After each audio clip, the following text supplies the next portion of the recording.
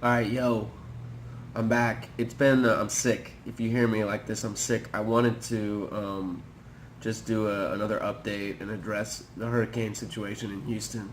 I haven't posted any videos in 10 days because I didn't think it was appropriate to upload crappy vacation. Look at me, I'm in Vietnam doing stuff guy while people were suffering in my hometown. Um, so I want to just address that.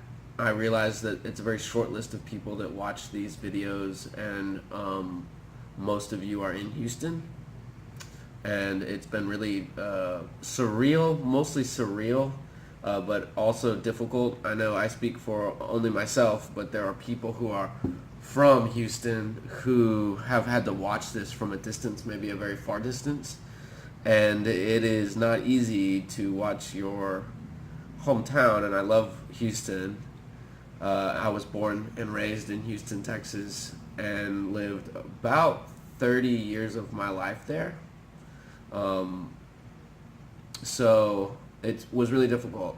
So I just want to say, obviously, those of you that have been struggling or have been affected by the storm and the floods and the aftermath in the last 10 days, that I um, hope that everything works out, and that lots of people all over the world, myself included, have prayed and sent best wishes and thoughts. I know that might not help. Certainly donations have come in from all over the world and all over the region, all over the country.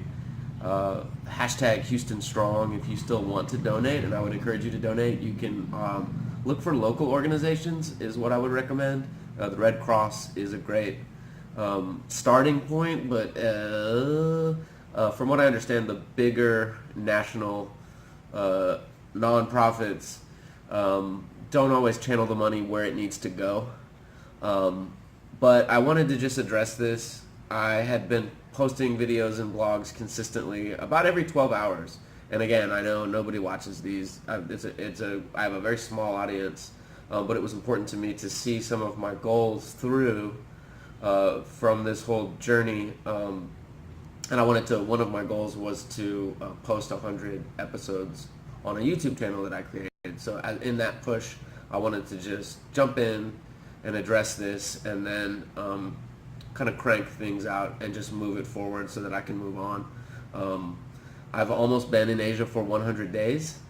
I've been sick, as I mentioned, the last 5 days. I'm almost out of it, but I had like an ear, nose, and throat thing that has now gone like upper respiratory. So I know I may sound different, but whatever.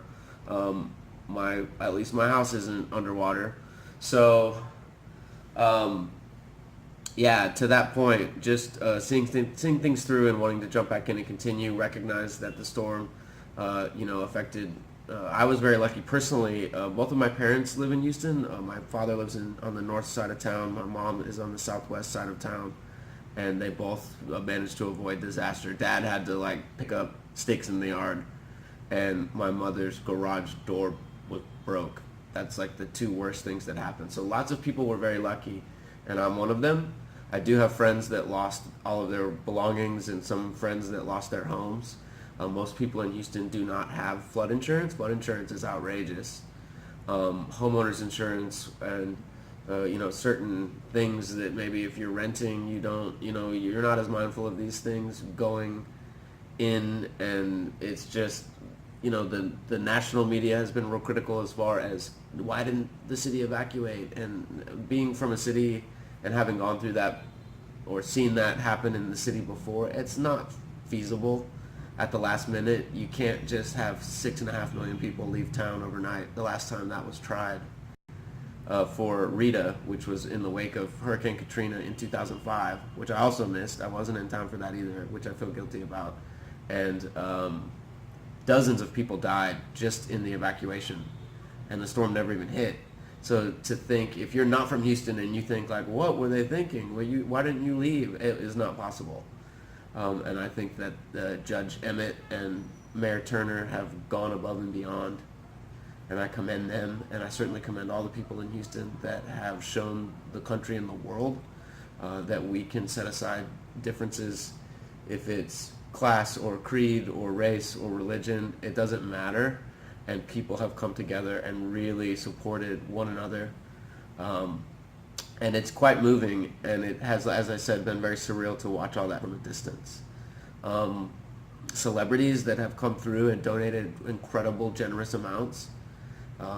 The Dell family, $36 million. Floyd Mayweather, hundreds of millions of dollars, if that's true. J.J. Watt, of course, the Houston Texan that raised, as of this recording, like $15-16 million on his own. James Harden has given, and the Rockets organization, millions of dollars. The Astros contributed millions of dollars. Kevin Hart, had this online campaign that spurred dozens of celebrities to contribute at least $25,000 each. You've had local groups that have really had people come through for them, sheltering first responders and people who have been displaced. It's been really overwhelming and exhausting for me, and I'm not there. I'm like 12,000 miles away or something like that. But Beyonce, $7 million. It's a disaster, but I think that if any city or state will overcome that and rise above it and stay strong, it's Houston, Texas. So donate. Where's the camera? Donate if you can. It's easy. Google Houston relief. Google J.J. Watt hurricane. Hit the hashtag on Instagram or Twitter or Facebook. Houston strong, or pray for Houston. Houston rise up, or take your pick. There's plenty of hashtags to choose from. And I do want to send my best to everyone, former students, friends, family. I have thought about you a lot the last 10 days. So that's my Hurricane Harvey report. It sucks, and I hope everyone is doing well, all things considered. Harvey to me has always been either Harvey Dent, the Batman villain Two-Face, or Harvey Birdman, attorney at law, the great Adult Swim cartoon, but they have now been trumped in my purview by Hurricane Harvey. And of course the Astros' first home game back against the Mets, which they swept the doubleheader. That was cool. But the pitcher for the Mets' name was Harvey. I thought that was ironic. Anyway, the reaction in Vietnam to the storm. I wanted to mention that too. I was asked, how did people respond in Vietnam? People certainly responded. I had people at my new job that were, hey man, aren't you from Texas? It's crazy. I hope everything's okay. One dude in the office, Vietnamese guy, his cousin was stranded in Houston. She was trying to get back to Vietnam to go to their grandmother's funeral, which was sad because obviously the airports were closed. But in the 1970s, Houston absorbed like 200,000 Vietnamese refugees, specifically South Vietnam, where I am. And tons of people here have, I've had, my aunt's in Dallas and my uncles and my cousins are in Houston. Like, there are tons of Vietnamese folks in Houston, Texas, and so people here were aware of it. There's a few that, any disaster, and certainly this, which has now been like the worst natural disaster in U.S. history, certainly the worst flood, the most rainfall ever in one time period, like all of these different sort of records that you don't want to maybe set that we've set back home. Famous photographs. So there's a couple photographs that have been all over the news back home that have Vietnamese people in them, and those photos were national news here. There's one in particular. If I cared enough, I would superimpose it. Like, I'd show the photo here, but I'm gonna do that. I'm not trying to work. The video production is not something that I've cared about for about 20 years, as you can tell if you watch these. The photo of the young man, I think it's a SWAT officer, and he's in the camo, and he's got the hat, and he's carrying this woman who then has the child in her arms. That is a Vietnamese American woman, and so that was big news over here. And there's a second photograph that was a Vietnamese couple that were reunited. It's like a husband and a wife embracing, and there's a dog that the man is holding. It's a Vietnamese couple, so like Vietnamese folks in these famous photographs in the Houston hurricane was national news here. Certainly the storm itself was news around the world. Meanwhile, and if you weren't paying attention, atrocious, even worse flooding took place in the country of Niger in Africa and also in Bangladesh. The country of Bangladesh is 1/3 of the nation is underwater, and it has precipitated an ethnic genocide. So, Houston, Bangladesh, Niger, there's a new storm coming, Irma. So this natural disaster situation certainly has come to a head in this late summer of 2017. So I've gone past my 10 minutes. I try to keep it at a tight 10 minutes. So I do want to just say quickly, now that I've talked about the hurricane, I'm going to just crank out these videos that I had prepared for the last 10 days. My goal, as I said when I came over here, I had a number of goals, and you should set goals.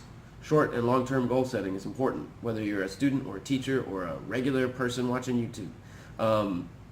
I wanted to certainly travel a bunch and make a bunch of crappy videos and force myself to be a tourist and go to all these different sites, which I did. I chose a place to live, start a new life, find a job, which I have done. I have found a job. And some of my creative goals, part of why I came over here was to work smarter, not harder, and have extra time to work on all these little half-assed projects that have accumulated over the years. And having extra time to write and create has been important to me in this journey, if you will. So in 100 days, I wanted to have made 100 videos on the YouTube channel and also record 100 journal entries, which I have done. And if you're a former student of mine, you know about the journal thing and how I think that's important. But I've got about 40 pages. I have an entry, eventful, uneventful, 3 to 5 sentences at least, for every day that I've been here. So I've almost met that goal. I just wrote my journal entry for today's my 97th day here. So 100 journal entries and 100 videos, that's the goal. So I'm going to keep pushing and crank out crappy videos for you all. I do want to say quickly, right, in addition to being sick, which has led me to Netflix, I'm back to Netflix, binging Netflix. That was a question that I had. I haven't had many questions or comments, and obviously life has gotten in the way in the last 10 days. For those of you that do watch back home, you have bigger fish to fry than watching your old teacher's shitty videos. But The Defenders, which I was kind of disappointed in, I need to watch it again. Marvel's Defenders, I watched all the Daredevil stuff and Luke Cage and Jessica Jones and Iron Fist, and so I was really fired up, and then I was a bit disappointed. There was a few episodes that were great, and then it dragged on. Like the Marvel Netflix stuff seems to have pacing issues. Like episodes 3 and 4 were really a lot of fun, where they all finally come together, and you have the banter, and you have the Luke and Danny dynamic that we know from the comics, and Daredevil and Jessica Jones had a really cool rapport that I didn't expect to see there, and the action has improved. But I was like, I was kind of disappointed. Anyway, my expectations maybe were too high. I would recommend, of course, Narcos. Season 3 came out, which is huge for me since I've been sick. Watching Season 3 of Narcos, one of my favorite shows ever. And when I leave Vietnam, I'm totally going to go to teach in Colombia. But The Mist, Stephen King novel that was a crappy movie about 10 years ago. Shit, excuse me. How about that? I made it 13 minutes without coughing. White Gold, which I didn't think I'd like, and I kind of liked. It's sort of like it's set in the 80s, and it's like a British version of Wolf of Wall Street, kind of. It's just like a fast-talking sales guy and cheats on his wife and does cocaine. Like, it's whatever. The British have very short seasons, which I like. So it's like 6 episodes and it's 30 minutes each. So you can crush that, no problem. But I'd recommend that too. And if you haven't seen Icarus, the documentary on the Russian doping scandal with the Olympics, I really would recommend that you watch Icarus. So anyway, what few requests I received and questions. What are you watching on Netflix? The job search, which I don't want to talk too much about because I was like, I don't want to like talk about my new job on YouTube. But I did go to 9 interviews. I'm in a position where I could sort of be patient and picky about where I'm going to go. I took a job with a local international school here and then was offered, kind of blindsided. I went to this last interview on a whim, and I was kind of blindsided by the opportunity. It's a really unique situation that I can maybe get into later. But essentially, I am the academic manager for a brand new language institute that has the backing of a number of American and Japanese educational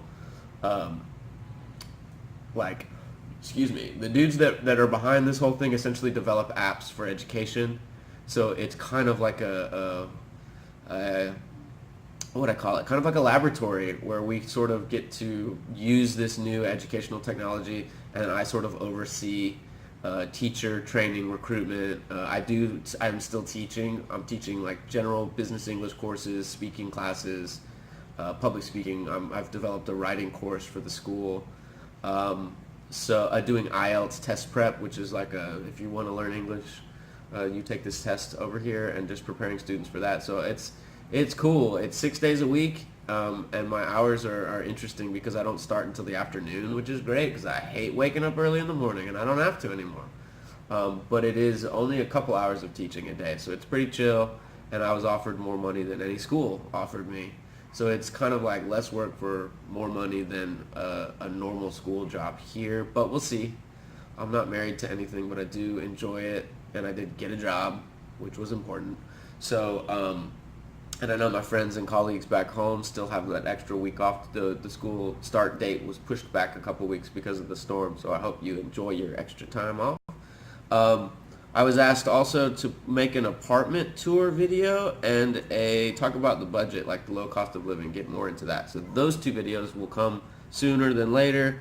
Oh yeah, someone wanted to do like what's TV like there. So we'll do like TV, apartment tour, budget. Those are 3 more videos I can do. And then the only question I was asked directly lately was, did you get to finish Game of Thrones? Which I did. When I jumped over to Los Angeles for the wedding a few weeks ago, I got to see the first 5 episodes of the latest season.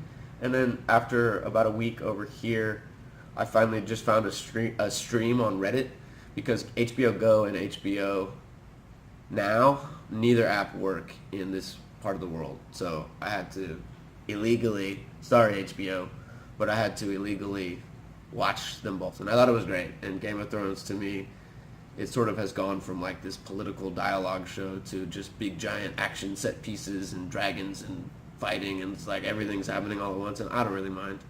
So whatever. The incest situation seems to keep coming up, which I think is odd. Spoiler alert. My favorite character finally slept with my other favorite character, only to find out that it's his aunt that he's sleeping with. It's the moment we've all been waiting for 10 years, and then they're related. Great.